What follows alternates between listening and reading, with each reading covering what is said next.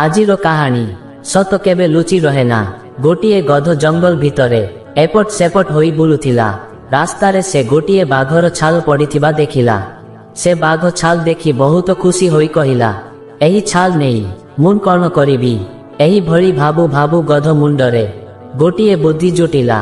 से बाघ छाल परिधान करि नेला आउ निजकु निजे बाघ होईगला बोली भाबिला।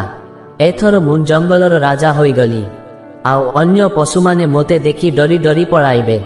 जदि मुन जंगलरे हल्ला करि देबी तेबे सबु पशु माने तो मोते डरिकी रहिबे। एथिरे मुन भारी मजा पाइबी।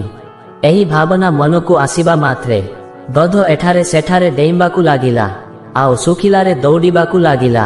एबे ताकु जेउ पशु देखुथिले प्राण भयरे सेठारु पलायन करुथिले। एथिरे जंगल मध्यरे हाहाकार पड़ीगला। पशु माने निज निज भितरे आलोचना कले कि महाराज बोधे पागल होई जाइछंती।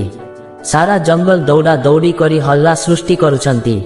भगवान जानती जंगलरे पुणी किभଳି विपद माड़ी आसीबो बोली। गध एही भଳି उत्पात करू करू गोटिए बिलुआ पाखरे आसी पहुंची गला एवं ताकु डराइबा पाई चित्कार करी अटकाइबाकु लागिला।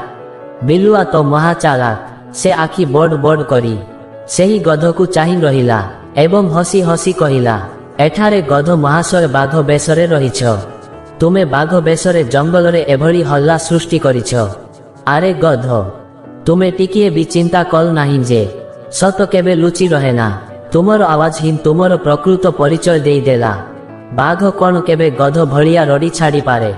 कहानीटी शेष पर्यंत देखिथिबारु आपनकु बहुत बहुत धन्यवाद।